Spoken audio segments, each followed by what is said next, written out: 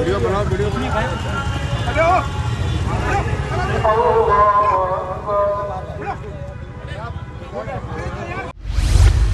नमस्कार, next 9 news देख रहे हैं आप और मैं हूं आपके साथ प्रज्ञा सिंह। स्वागत है आप सभी का मेरे खास प्रोग्राम सत्ता से सवाल में। वो कहते हैं पूरा देश मेरा परिवार है, लेकिन आखिरकार परिवार के लोगों में क्यों भेदभाव करते हुए नजर आते हैं, ये सवाल आज उनका परिवार ही उनसे पूछता हुआ नजर आ रहा है। देश के यशस्वी प्रधानमंत्री कहे जाने वाले नरेंद्र मोदी जब उन्हें लेकर आरजेडी सुप्रीमो लालू प्रसाद यादव सवाल पूछते हैं कि आपका परिवार कहां है, तो एक जंग छिड़ जाती है सोशल मीडिया पर। तमाम भारतीय जनता पार्टी के नेता, कार्यकर्ता, समर्थक अपने सोशल मीडिया प्लेटफॉर्म पर जो अकाउंट हैं उनके आगे बायो में मोदी का परिवार लिखते हुए नजर आते हैं और प्रधानमंत्री को ये भरोसा दिलाया जाता है कि भले ही आपने अपनी मां को खो दिया हो या भले ही आपके पास अपना कोई ना हो, पर ये पूरा देश आपका परिवार है। लेकिन फिर विपक्ष एक मुद्दा उठाता है कि जिन किसानों पर लाठियां चलाई गई, क्या वो प्रधानमंत्री का परिवार नहीं है? जो बेटियां महीनों तक अपने सम्मान के लिए लड़ती रही, सड़कों पर घसीटी गई, जेल में डाली गई, तमाम तरह के आरोपों को सहती रही, क्या वो उनका परिवार नहीं है? और आखिरकार क्या वो शख्स उनका परिवार नहीं है जिसे नमाज पढ़ते हुए किस तरह से लात मारी जाती है? इस सवाल को अब पूरा विपक्ष उठाता हुआ नजर आ रहा है। सबसे पहले यहां पर आपको वो तस्वीर दिखाते हैं, हालांकि ये तस्वीर इतनी ज्यादा परेशान कर देने वाली है कि इसे पूरी तरह से आपको दिखाया नहीं जा सकता, फिर भी एक झलक यहां पर आपको दिखाते हैं कि किस तरह से नमाज पढ़ रहे एक शख्स को दिल्ली, जिसे देश की राजधानी कहा जाता है, जिसे दिल वालों की दिल्ली कहा जाता है, किस तरह से नमाज पढ़ते हुए एक पुलिसकर्मी द्वारा उसे लात मारी जाती है। वीडियो बनाओ, वीडियो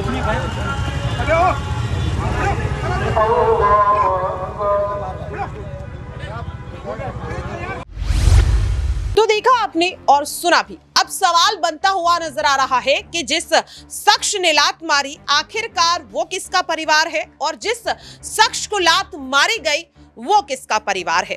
पक्ष विपक्ष एक बार फिर से आमने सामने है। आरोप प्रत्यारोप का दौर भी देखने के लिए मिल रहा है। न्यूज रूम में मौजूद अपने साथियों से इसी चीज को समझेंगे कि क्या वाकई में परिवारवाद से शुरू हुई परिवार तक की लड़ाई कौन सही है और कौन यहां पर गलत है। मेरे साथ अमन जी हैं। सबसे पहले उन्हीं से जानेंगे कि जिस परिवार का दावा करते हुए प्रधानमंत्री नजर आए, उनके तमाम नेता करते हुए नजर आए, और ये सवाल वाकई लाजमी भी है कि जिस शख्स ने लात मारी और जिस शख्स को लात मारी गई, क्या दोनों अलग अलग परिवार से आते हैं? क्योंकि प्रधानमंत्री नरेंद्र मोदी तो कहते हैं कि पूरा भारत देश ही उनका परिवार है। देखिए, बिल्कुल जो जिम्मेदार पदों पर बैठे हुए हैं, पहली बात तो उनको ये तय करना चाहिए कि किस तरह से पूरे शासन प्रशासन को एक तरीके से हमें संभालना है, क्योंकि देखिए पुलिस के ऊपर जिम्मेदारी होती है किस तरह से पूरा कह सकते हैं कि लोगों की हिफाजत करनी है। और अगर लोग हिफाजत करने वाले इस तरह की चीज़ों को करेंगे तो जाहिर सी बात है कि लोगों में एक आक्रोश पैदा होगा। ये सिर्फ हिंदू मुस्लिम की बात नहीं है, दरअसल ये बात है कि किस तरह से आप समाज को एकजुट लेकर चलते हैं, एकजुटता के साथ में आगे बढ़ाते हैं। क्योंकि इस तरह की चीज़ें चुनाव के ऐन वक्त पे होना अपने आप में कई चीज़ों को दिखाता है, क्योंकि दिल्ली में इससे पहले भी छोटी छोटी चीज़ों पर बड़े बड़े कह सकते हैं कि मामले इस तरह के सामने आए हैं। तो ऐसे में जो भी पुलिस है या महकमे में है या कुछ और मंत्री पद पर बैठे हुए, उनको पहली बात ये सोचना समझना चाहिए कि ये देश वाकई पूरा एक परिवार है, चाहे इसमें कोई भी धर्म रहता हो और सदियों से रहते चले आ रहे हैं। एकदम से उनके खिलाफ अगर इस तरह की चीज़ें होंगी तो जाहिर बात है कि सवाल उठेंगे। और जबकि पीएम मोदी कहते हैं कि ये पूरा देश उनका है, तो उसमें जाहिर सी बात है कि उसमें हिंदू मुस्लिम सब शामिल हो जाते हैं। लेकिन जिस तरह से ये पूरे का पूरा मामला सामने आया है वो बताता है कि किस तरह की जो एक आग है वो धधक रही है कुछ लोगों के अंदर, किस तरह से बदला लेने की प्रवृत्ति कहीं ना कहीं पैदा हो रही है और एक अलग मानसिकता का परिचय देते हुए नजर आ रहे हैं। क्योंकि इस तरह से कोई भी हिंदू मुस्लिम या कोई भी कह सकते हैं कि समुदाय का व्यक्ति अगर चलिए सड़क पे ही कुछ कर रहा है तो हम उसको इस तरह से जलील नहीं कर सकते, इस तरह से उसके धर्म का अपमान नहीं कर सकते। आप नमाज खत्म होने के बाद उससे ज़रूर बात करते और आइंदा वक्त के लिए रोड पर इस तरह से नमाज नहीं हो इसलिए उनसे बात करते हो, शायद ये मसला वही ख़त्म हो जाता, इतनी बात आगे नहीं बढ़ती। लेकिन जिस तरह से ये पूरे का पूरा मामला हुआ है उसने इस बात को भी जन्म दे दिया है कि क्या वाकई अब चेहरा देखकर, कपड़े देखकर लोगों की पहचान की जा रही है, क्या इस तरह की चीज़ों को किया जा रहा है। क्योंकि जब पीएम मोदी बाहर विदेश जाते हैं तब तो मुस्लिम जितने भी कह सकते हैं कि चाहे वो सऊदी अरबिया हो या वो दुबई हो या वो कोई और जगह हो, वहाँ के जो सुल्तान हैं या जो शासक चलाने वाले हैं उनको गले मिलते हुए नजर आते हैं। लेकिन अपने ही देश के लोगों के अंदर इस तरह का डर और खौफ आखिर पैदा करने की ज़रूरत क्या है। क्योंकि ये सिर्फ ऐसा नहीं है कि मुस्लिम समुदाय ही सड़कों का इस्तेमाल कर, अगर आप देखेंगे तो पूरी की पूरी रोड ब्लॉक कर दी जाती है और जाहिर बात है कि इसको लेकर बिल्कुल बात होनी चाहिए क्योंकि लोगों को परेशानी होती है। सड़क कोई धार्मिकता का प्रदर्शन करने का अड्डा नहीं है और सभी धर्मों को इसमें कम से कम कह सकते हैं कि सहभागिता दिखानी चाहिए। क्योंकि इस रोड पे चलते हो आप देखते हैं एम्बुलेंस कई बार घंटों घंटों तो फंसी रहती है। लेकिन जिस तरह से ये पूरे का पूरा मामला है उसने एक बार फिर सरकार को सचेत किया है कि इस तरह की अगर चीज़ें होंगी तो ये धार्मिक उन्माद का भी कारण बन सकती है और जिसको संभालना मेरे ख्याल में मुश्किल हो सकता है। क्योंकि बहुत से लोग ऐसे मुद्दों की फिराक में रहते हैं, कैसे उनको ये मुद्दे मिले और वो अपना पॉलिटिकल जो हित है वो साधते हुए नजर आ जाएं। इसीलिए सरकार और कह सकते हैं शासन और प्रशासन को इसके ऊपर अधिक तवज्जो देना चाहिए। वाकई में, और ये अहम सवाल है क्योंकि जिस तरीके से ये मामला लगातार तूल पकड़ता हुआ नजर आ रहा है और देखने के लिए मिलता है कि AIMIM के प्रमुख असदुद्दीन ओवैसी इस पूरे मामले पर अपनी प्रतिक्रिया जाहिर करते हुए नजर आते हैं। सबसे पहले आपको ओवैसी का वो बयान यहाँ पर सुनवाना चाहेंगे कि किस तरीके से वो भारतीय जनता पार्टी से पूछते हुए नजर आ रहे हैं कि जिस मुसलमान को लात मारी गई आखिरकार उसका परिवार कौन है। सुनिए जरा। रोड पर लोग जोहर की नमाज, जुमे की नमाज अदा कर रहे थे इंद्रलोक में। रोड पर लोग नमाज पढ़ रहे थे और ये कोई नई बात नहीं है, जुमे के एक दिन ऐसा होता है। तो एक बदतरीन वीडियो आप और हमने देखा, सारी दुनिया ने देखा कि हालत सजदा में एक मुसलमान है और एक पुलिस के ओहदेदार जो पुलिस की वर्दी पहने हुए हैं वो आकर पीछे से लात मारकर एक मुसलमान जो नमाज पढ़ रहा है सजदे में उसको लात मारकर दूसरे मुसल्लियों को ढकेलते हैं। तो इससे साफ जाहिर हो रहा है कि किस तरह से मुसलमानों के खिलाफ एक नफरत पैदा कर दी गई है और किस तरीके से जो पुलिस का जो ओहदेदार है उसके जहन में कितनी नफरत है मुसलमानों के ताल्लुक से। ये एक ऐसा वाक़या है जो सबको झंझोड़ के रख दिया और इससे ये बताता है कि मुसलमानों की डिग्निटी, मुसलमानों की इज़्ज़त कितनी है। और मैं वज़ीर आज़म से पूछना चाहूँगा, हमारे मुल्क के वज़ीर आज़म से, क्योंकि दिल्ली में जो लॉ एंड ऑर्डर है वो मरकज़ी हुकूमत के पास, सेंट्रल गवर्नमेंट, यूनियन गवर्नमेंट के पास आती है। मैं पूछना चाहूँगा हमारे वज़ीर आज़म से, बीजेपी के लोगों से कि बताओ वो जो मुसलमान जिसको आप हालत सजदा में नमाज में था, जिसको लात मारा गया है, जिसकी बेइज्जती की गई है, उसका ताल्लुक किस परिवार से है? किस परिवार से है वो? किसके ख़ानदान से है बताओ? आखिर ये इतनी बेइज्जती क्यों की जा रही है भारत के 17 करोड़ मुसलमानों से, जो इस वतन अजीज़ के आबादी का 14% से ज़्यादा हिस्सा है? तो ये तमाम फ़िरक़ा परस्ती और नफ़रत के मज़ाहिरे सारी दुनिया और हम देख रहे हैं, तकलीफ़ होती है। मगर इंशाअल्लाह ताला ये नफ़रत का, ये जुल्म का इंशाअल्लाह ताला ज़रूर अल्लाह अपने फ़ज़ल से और करम से, मुझे यकीन है कि इंशाअल्लाह ये तमाम चीज़ों का ख़ात्मा होगा और ये तमाम चीज़ें रोकी जाएंगी। और दिल्ली में हम जानते हैं कि जब फसादात हुए थे तो कैसे एक मुसलमान को जब मॉब पीट रहा था वो अपनी जान की भीख मांग रहा था। इससे भी सबक हासिल नहीं किया वहाँ की पुलिस के ओहदेदार। कैसे एक वीडियो निकला था कि 3 मुसलमान ज़ख्मी पड़े हुए हैं और उनसे कहा जा रहा था कि पढ़ो, ये पढ़ो, और उसमें एक बच्चा उसकी फौत हो गई। उसके बाद हम कल देखते हैं कि एक जुमे की नमाज में हमारे मुल्क में 90% से ज़्यादा लोग मजहबी लोग हैं और अपनी मजहबी इबादत के लिए, जुलूस के लिए वक्तन फ़ौक्तन रोड पे आ जाते हैं। तो इसको ये बेइज्जत करना उनको, इस तरह से लात मारना उनको और बताना कि क्या हमारी हैसियत है, तो हम ऐसे लोगों से कहना चाहेंगे कि आपके इस जुल्म के मज़ाहिरों से हम नमाज़ पढ़ना नहीं छोड़ने वाले हैं। हम अल्लाह के आगे सजदा करते हैं और करते रहेंगे। आप लात मारो या गोली मारो, मगर आपके लात मारने से, आपके गोली मारने से आप अपनी ज़हनियत का, अपनी नफ़रत का आप मुज़ाहिरा कर रहे हैं और आप एक तरफा काम कर रहे हैं। और भारत के मुसलमान का परिवार किस परिवार से ताल्लुक़ है बता दें। ये तमाम मेरा सवाल है उन तमाम नाम निहाद सेकुलर पार्टियों से, हमारे मुल्क के वज़ीर आज़म से, कि बताइए जो सजदा कर रहा था जो मुसलमान है उसका किस परिवार से ताल्लुक़ है, बताइए।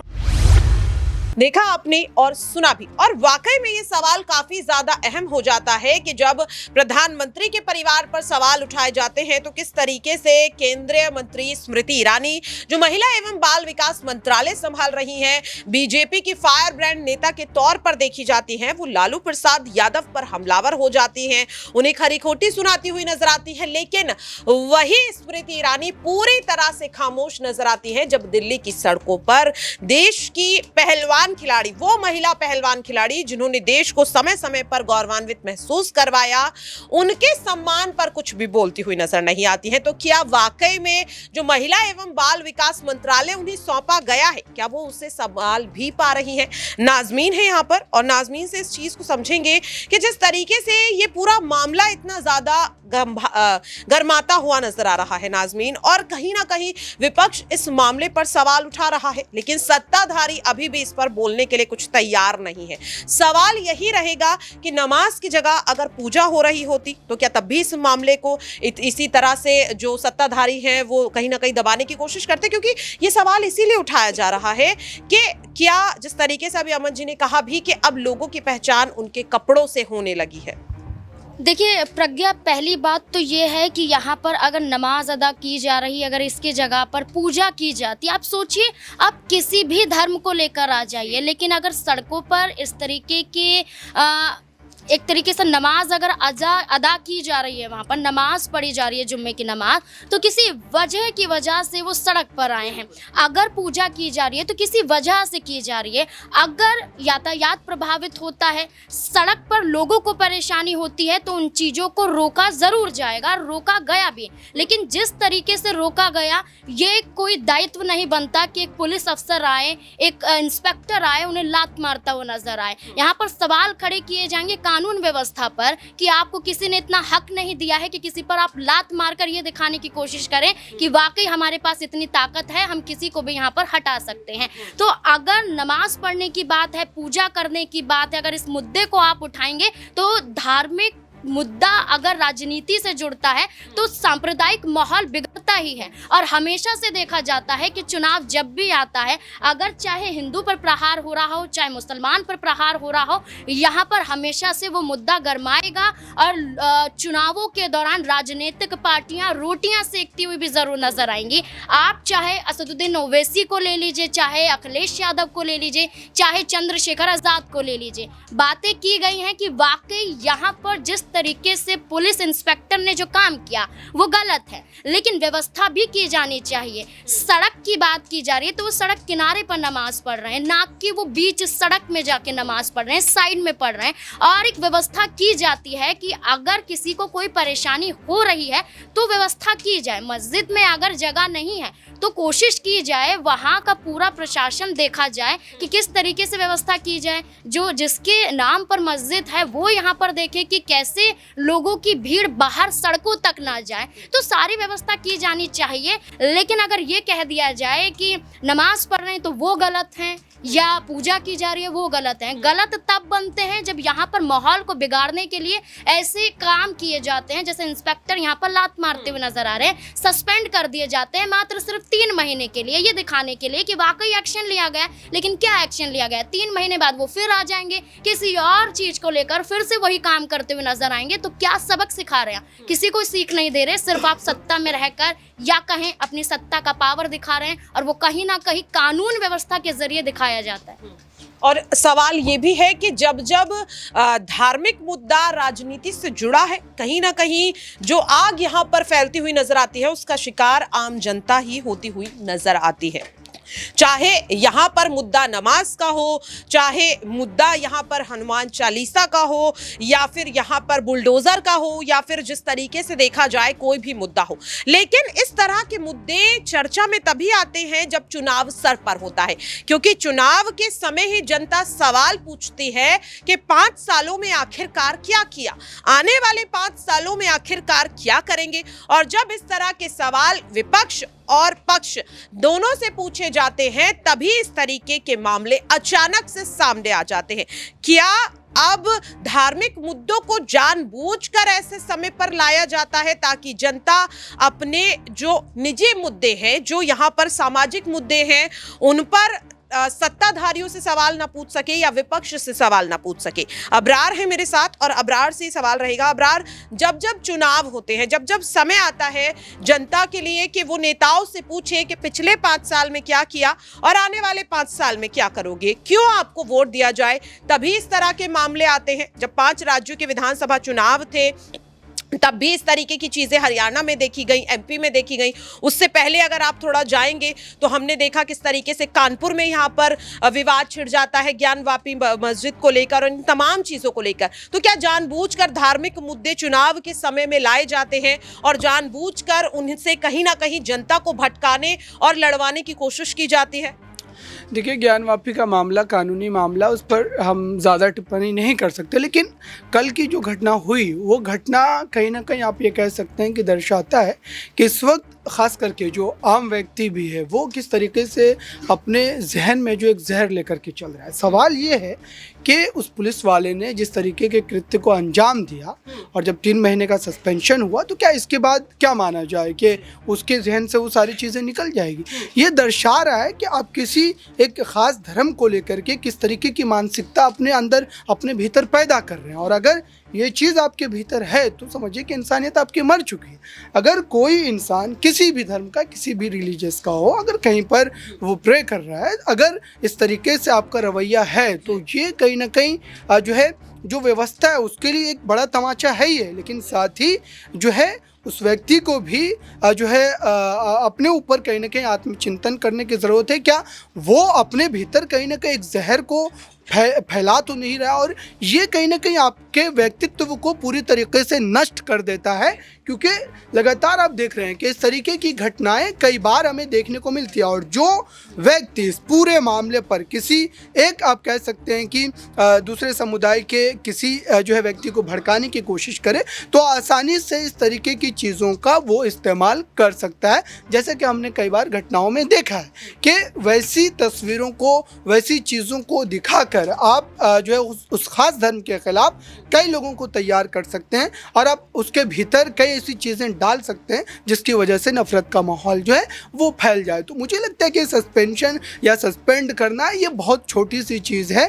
3 महीने के बाद फिर से वो ड्यूटी पर आ जाएगा और फिर ड्यूटी के पर आने के बाद आपको क्या लगता है कि उस तरीके की घटना या फिर उस तरीके की मानसिकता उसके भीतर से चली जाएगी? बिल्कुल भी नहीं जाएगी। तो इससे कड़ी कार्रवाई होने की ज़रूरत थी। और जहाँ तक सड़कों पर नमाज की बात है या फिर अन्य किसी भी धर्म के रिचुअल्स जो सड़कों पर होते हैं उस पर उतनी ज़्यादा मुझे लगता है कि चर्चा इसलिए भी हो रही है क्योंकि इसका राजनीतिकरण किया जा रहा है। कि आज से 10 साल पहले इस तरीके की चर्चा हुआ करती थी। लगातार हर धर्मों में इस तरीके के कार्यक्रम, इस तरीके की जो है जगहों पर किए जाते हैं, लेकिन इस पर चर्चा करना या फिर इस तरीके से इसको बढ़ा चढ़ा करके ऐसा लगता है कि और कोई मुद्दे है नहीं जिस पर हम चर्चा कर सकते हैं। और बहुत सारे मुद्दे जिस पर हम बैठ करके विचार विमर्श कर सकते हैं, चर्चा कर सकते हैं, लेकिन अगर उन मुद्दों पर चर्चा होगी तो जाहिर सी बात है कि सरकार को फिर कहीं ना कहीं अपना पूरा कच्चा चिट्ठा जो है जनता के सामने रखना पड़ेगा। तो कुल मिलाकर के बात यह है कि कैसे जनता के जहन में जो है कहीं ना कहीं इन चीज़ों को बिठाया जाए और जो सवाल आपके भीतर से निकल कर के आते हैं उन सवालों को दफनाया जाए और वो सवाल ऐसे स्किप ऐसे तभी होते हैं जब हम इस तरीके के मुद्दों पर चर्चा करते हैं। इस तरीके के मुद्दों पर चर्चा की कोई ज़रूरत ही नहीं है और नहीं इसको मीडिया को इतना ज़्यादा तवज्जो देने की ज़रूरत है। तो उस पर जो कार्रवाई हुई है वो नाकाफ़ी है और बड़ी कार्रवाई होनी चाहिए थी और साथ में जो उसके लोग थे उस पर भी कार्रवाई होनी चाहिए थी। जहाँ तक सड़कों पर नमाज़ पढ़ने की बात है तो बिल्कुल वो कानून का उल्लंघन ज़रूर है, लेकिन तरीका आपका क्या है? अगर आप किसी गलत चीज़ को भी गलत तरीके से रोक रहे हैं तो वो तरीका आपका गलत होता है और रोकना भी आपका गलत होता है।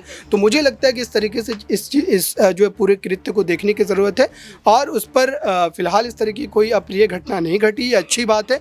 कानून व्यवस्था जो है पूरी तरीके से दुरुस्त रहा, ये एक बड़ा जो है आप कह सकते हैं कि मामला देश के लिए रहा कि कहीं पर भी किसी भी तरीके की कोई अप्रिय घटना नहीं देखने को मिली। हाँ, और ये वाकई में अहम चीज़ रही देखने की, क्योंकि इस तरह की कहीं ना कहीं छोटी छोटी लापरवाहियाँ या कुछ ऐसी चीज़ें जिनकी वजह से माहौल बिगड़ने में, माहौल ख़राब होने में समय नहीं लगता। क्योंकि हमेशा कहा जाता है कि एक छोटी सी चिंगारी ही काफ़ी होती है पूरे जंगल को राख कर देने के लिए। लेकिन सवाल यही है कि जिस तरीके से नमाजी को सड़क पर पुलिसकर्मी द्वारा लात मारने का ये जो मुद्दा है लगातार गर्माता हुआ नजर आ रहा है। पक्ष भी इस पर अपनी राय रख रहा है और विपक्ष भी इस पर राय रख रहा है, लेकिन देखना यही काफी ज्यादा अहम रहेगा कि आखिरकार कब तक राजनीति को इस तरह के धार्मिक मुद्दों से जोड़कर ये तमाम सत्ताधारी नेता अपनी सियासी रोटियां सेकते हुए नजर आएंगे। क्या इन तमाम मुद्दों से हटकर अब वाकई में जनता के जो वाकई यहाँ पर मुद्दे हैं उनसे जुड़े हुए, क्या उन पर भी अब बात